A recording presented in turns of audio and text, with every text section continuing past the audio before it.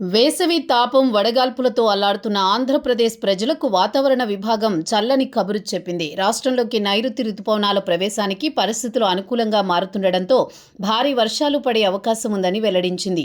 రాష్ట్రంలోని ఏ ప్రాంతాల్లో ఏ విధంగా వర్షాలు కురుస్తాయో కూడా వెల్లడించింది. అలాగే పలు జిల్లాలకు ఉరుములు పిడుగులతో కూడిన వర్షాలుంటాయని తేలడంతో ఎల్లో అలర్ట్ జారీ చేసింది. ఏపీలో వచ్చే 2 రోజుల పాటు భారీ వర్షాలు కురుస్తాయని వాతావరణ విభాగం హెచ్చరికలు జారీ చేసింది.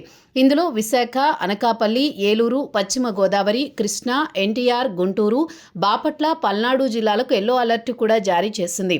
అంటే ఇక్కడ భారీ వర్షాలతో పాటు ఉరుములు, పిడుగులతో కూడిన వర్షాలు ఉంటాయని తెలిపింది.